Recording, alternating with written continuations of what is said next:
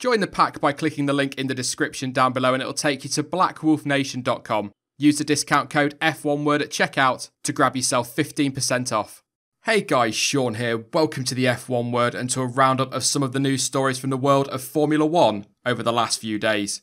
Kicking us off then, and it has been an indifferent start to the season for Mercedes, and although they are still in the hunt for both titles, the gap between the front three teams has closed significantly, and the Silver Arrows have come under increasing pressure from Ferrari and even Red Bull this year. And now Daniel Ricciardo says that he believes the world champions are showing signs of weakness and are more vulnerable now than they have been in a long time.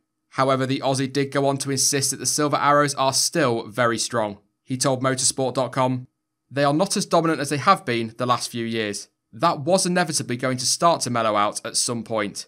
I still think they are the overall toughest package to beat on the grid, but they've shown some signs of weakness in some areas.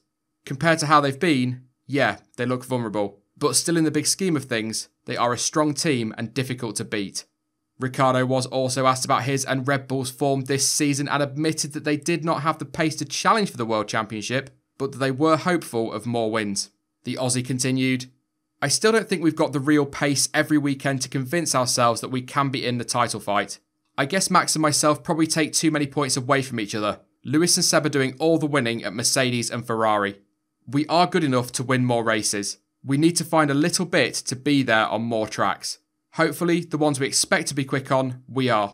If we come 5th and 6th in Budapest, we're probably going to be pretty pissed off." Red Bull currently sit 3rd in the Constructors' Championship, 68 points behind Mercedes in 2nd and 88 points behind Championship leaders Ferrari. Daniel Ricciardo is of course himself 4th in the Drivers' Championship and is 65 points behind Sebastian Vettel. Sticking with Red Bull, and the team have insisted that contrary to reports earlier this week, they will not sacrifice Toro Rosso's season in a bid to help Honda push through a raft of engine upgrades. It was suggested in those reports that Red Bull would allow Honda to continually throw updates at Toro Rosso, regardless of the number of grid penalties it would result in. However, the sacrifice does not appear to be on the cards at present, but Red Bull did say they were open to opportunities that could help with future plans. Team boss Christian Horner went on to echo this and stated that while Honda will have opportunities to trial updates, they need to be balanced to enable Toro Rosso to remain competitive and enable them to finish well in the Constructors' Championship. Horner said, "I don't think we'll be pushing them to sacrifice Toro Rosso, but obviously there are opportunities to learn for the benefit of the group, which ultimately Toro Rosso will benefit from as well. That's obviously something that remains open, but of course, Toro Rosso have got their own fight with the constructors they are competing with, and that obviously has significant value to them."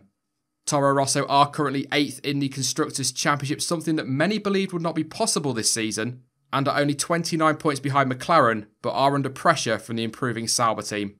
Force India co-owner Vijay Mallya has said that Bernie Ecclestone bullied Formula 1's smaller teams into committing to the sport and hid how much their rivals were earning. The businessman also said that had he known the truth about the bigger team's income, he would have reconsidered committing Force India to F1. Speaking to RaceFans.net about this issue, Mallya did also take the opportunity to explain why they and Sauber withdrew their complaint about those deals to the EU Competition Commission. He said, "Bernie bullied us into signing with a paltry upfront carrot. Bernie did not reveal the overall picture and deals with other teams. Had I known how large the disparity was, I may not have signed up." Sauber and Force India withdrew the EU complaint because we were assured by Liberty Media that our legitimate concerns would be addressed, as they also recognised what we said. Liberty Media is planning an overhaul of the distribution of prize money in Formula 1 for 2021, as well as discussing cost capping in a bid to help current teams survive, encouraging new teams to enter, and close up the field, making it more competitive. Mercedes boss Toto Wolff has admitted that the team have made too many mistakes so far in 2018, and that they have been underperforming. As mentioned earlier in this roundup, Mercedes are still well in the fight for both championships, and with a long way still to go in 2018, there is more than enough time for the team to bounce back and find form.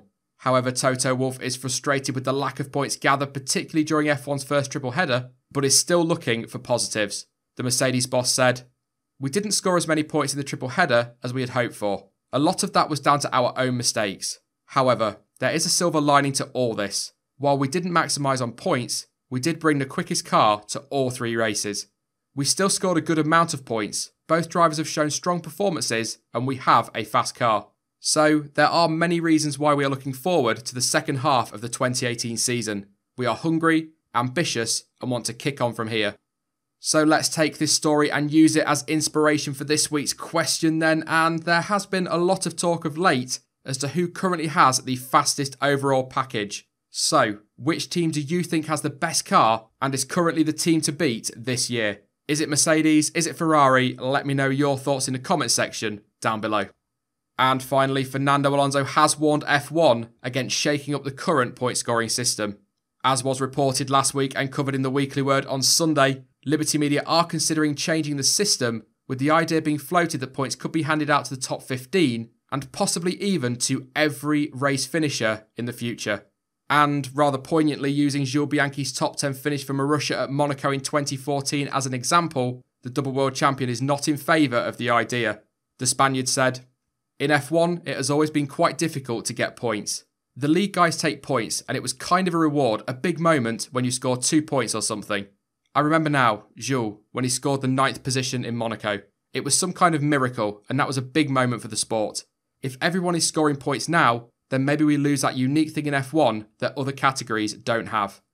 That is it for this week's news roundup. Don't forget to let me know who you think currently has the best car, and also what is your take on the possible point system changes. Let me know your thoughts in the comment section down below. I will be back tomorrow with the live practice roundup, which will start shortly after FP2 finishes, and keep an eye on the channel over the race weekend for lots more live content. In the meantime though, you can follow me on social media. Links to Twitter, Instagram, Facebook and to Discord are all in the description down below. But as ever, thank you for watching. I've been Sean, this has been the F1 Word, and until next time, goodbye.